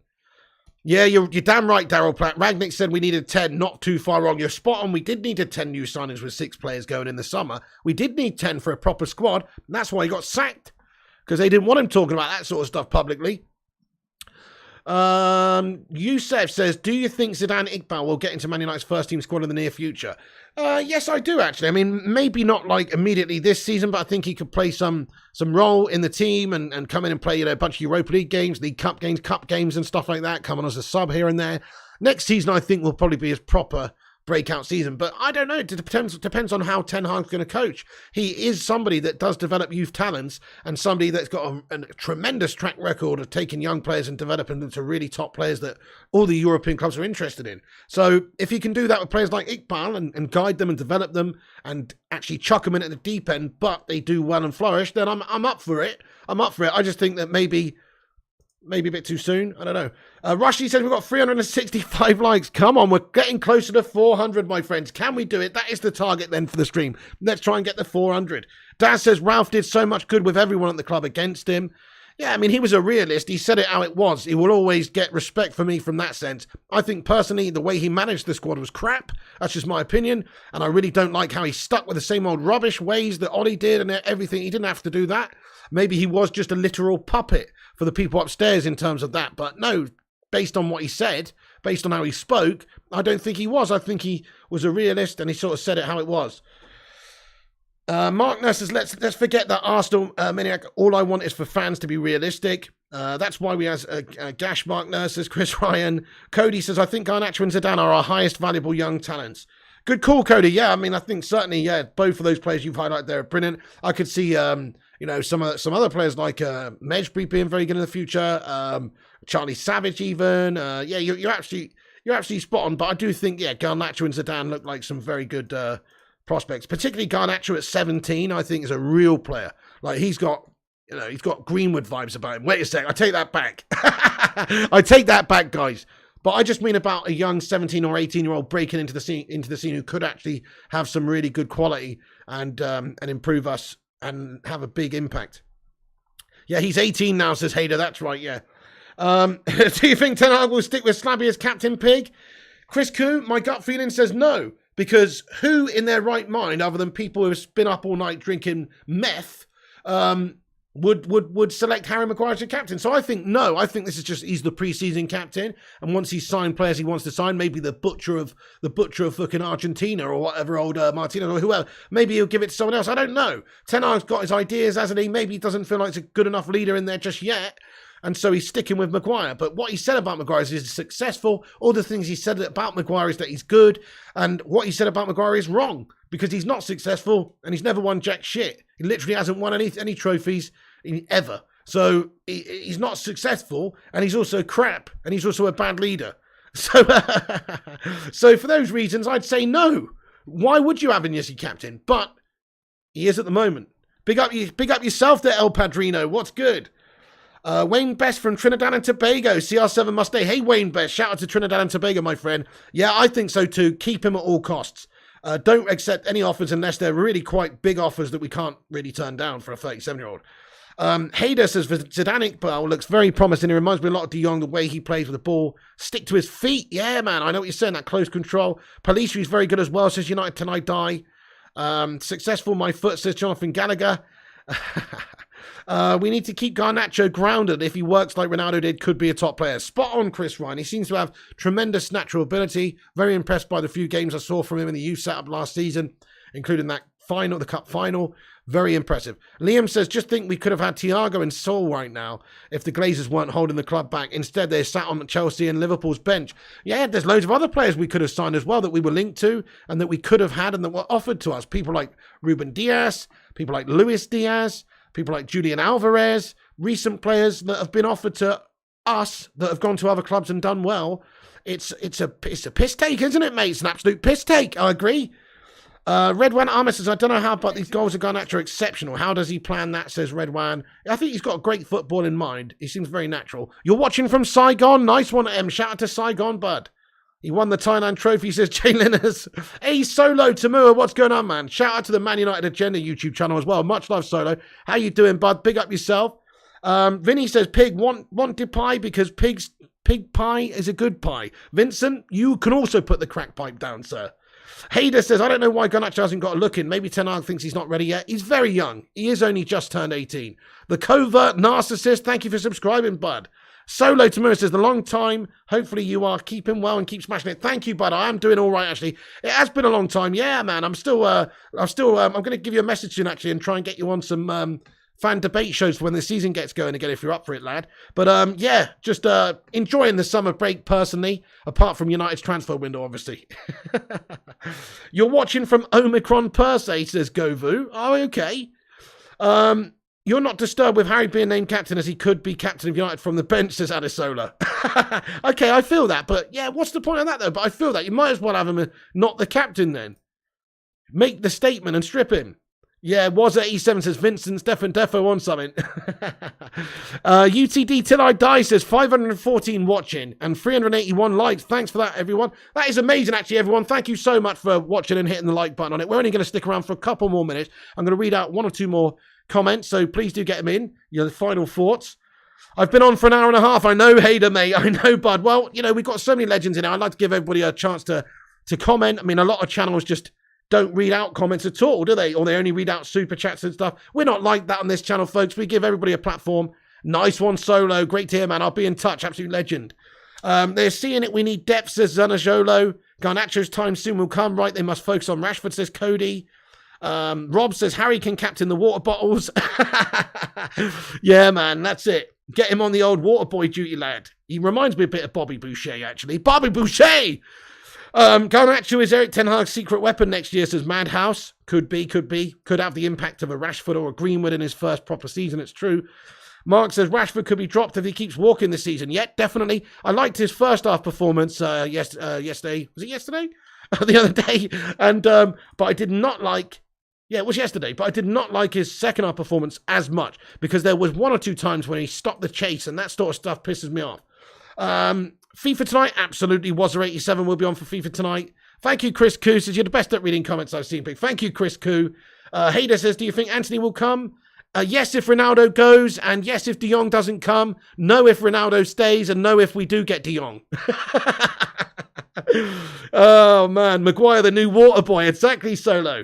Water sucks. Gatorade is better. Who would you prefer, Eric Bailly or Lindelof? Probably Bailly at the moment, fake Fazal. Probably Bailly because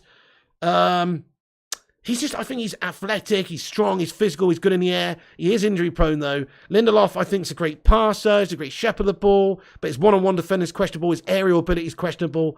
I don't know. Both of them are not good enough, really, if we're being honest, but probably Bailly I prefer. Not far away from 400 likes, says Master Yoda. Thank you, my man. Thank you. Oh, Pato's a must-do, says Daz Sweet. So I'll have a look into that, my son. WTO7 says, thanks for subscribing. Oh, thank you very much, WTO7, for hitting that subscribe button, my friend. What's the crack, Roy, with the boy Keenan? The family are great, man. Yeah, they've gone back to America now, but they were great. Mark Ness says, I blame Pogba for bad influence on players like Rashford. Maybe so, but he's gone now, so, you know, these guys are young. I don't know about that. Thank you, Elliot Manduna. Thank you, Cody. And the size of Maguire's medulla oblongata. No toast. Nice one. Oh, man. Harry Maguire's the devil. When are the pictures of Martinez and Eriksson coming out? I know, Hader, what's going on there, bud? Also think the way he plays Zidane in it's fail-safe for Frankie de Jong since he said he's going to develop a player. Yeah, good shout, Janajola. I think you could be onto something there, pal. Bailly's much better than Lindelof, says Kudzai Mapini. Haaland looks frightening. He does, doesn't he? He's going to score a lot of goals for City. We just got to hope Ronaldo stays this season and bags us 25. Guys, we're going to have to wrap this video up now. We're getting on. This is longer than a game of football now. It's getting a bit silly. But we're going to end it there. We will be back on tonight, though, about 9-ish for the latest evening's update transfer news. If there's any more information, if there's any more breaking news before then, we'll jump on. But we'll give you all the latest updates at, 9 o'clock. So do keep a lookout for then. Make sure you follow the channel by subscribing. That's the red one that says subscribe. Click the bell icon as well. That's the one that looks like Luis Suarez, the bell end icon. Hit the bell so you get notified when we post to go live. Follow us on social media as well, on Instagram, at Facebook, Twitter, and TikTok, and Twitch at Flying Pig United. Flying Pig United on all of them. So please do check that out. Baby, we did it. We broke 400 likes. Get in. Soon. Sue! Thank you, every single one of you, for dropping a thumbs up. That's an amazing turnout today, guys. Great support. Thank you for supporting the channel and dropping a like and getting in the chat. Love the community around here. What an amazing community we built up. Man United fans and also other football fans getting in with their opinions. It is an absolute joy to behold, isn't it? It is a joy to behold. Shout out to the Bacon Brigade. Thank you, everyone, for watching. Thank you, Chris Koo. Thank you, Jay Linners, Hader, Chris Barker, Cody, Bassam Abood, Master Yoda, Elliot Manduna, Madhouse, United Tonight Die, Rush Mono, Roy the Boy Kino, Marky Nurse, Vutinator, Nesco, United Technical Talk, Hader, Rob MFC, and every single one of you legends. Gungshi as well says, cheers, Piggy. Great stream. Thank you so much, Gungshi, you absolute legend. I hope you have a great day, Don Gunshaleone, my consigliere of the Bacon Brigade. Thank you so much. Marky Nurse, yeah, you damn right, Chris Barker, best community on YouTube. Thank you, Rush Mano says top news, and thank you, Rushy, for all the updates, all the all the updates, mate, throughout the show as well, live updates, etc. I'm just going to put a link into the live chat, actually, folks, for Rush Mano's Twitter page, guys. Like, he posts daily updates, really fantastic updates. Go and give him a follow as well. I've got my Twitter at the top of the chat as well. I will follow back every single person that retweeted this show in a minute. So thank you, everyone who retweeted as well on Twitter. It's at the top of the live chat. But at the bottom of the live chat, I've misspelled follow. I've got Maguire-esque spelling there. Sorry about that. But go and follow Rushy's Twitter page as well. Give him a cheeky little spike. He's almost at 1,000 followers on there. He posts great updates. Thank you, League Gamer, United Till I Die, Jay Linners, Dublin Games, Batman Night Fan, Vincent Bullock, Hader, Gungshi, Roy the Boy Kino, Kudzai, Ryan Daz, Adisola, Chris Koo, and everybody else as well. Thanks for watching. Vinny B, that's the end of the show today. Hit that like before you go. Drop that sub up if you're new. Keep a lookout for 9 p.m. when we'll be back on with more United news, or if there's any breaking news, make sure you got the bell clicked so you get notified if we do drop something. And then also we'll be back on tonight about 11ish for FIFA as well. So we've got some good content planned tonight for you guys.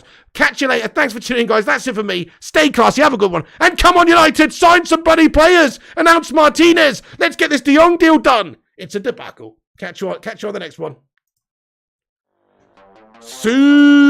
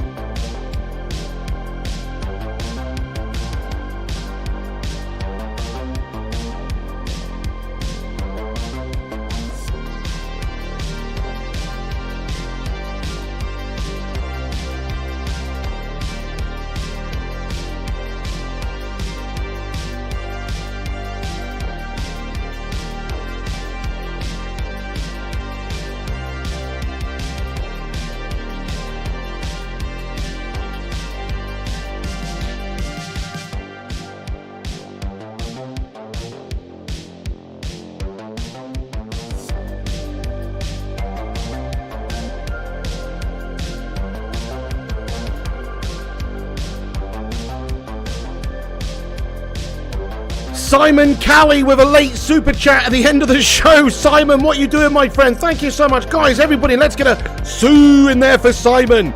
He says, Greenwood has not formally been charged, so all that has been done is his bail extended. The whole case could still be thrown out. You are correct, Simon Cowie. You're spot on. You're damn right, Simon. Thank you so much, Simon. Everybody get a big love heart and a sue in there for Simon Cowie. Thank you so much for the late super chat, my friend. Listen, everybody, thank you so much for watching. By the way, this members outro is going to be updated very soon with all the new members on, guys. There's a bunch of new members, and they're all going to be on here soon. Apologies for the lack of update on this for about 2 months now. Sorry about that, but we're going to update the outro and get everybody on there. Once again, love hearts for Simon Cowie in the end. Thank you for your support. Thank you, everyone, for watching. Have a wonderful day. Back tonight. See you later on, guys. See.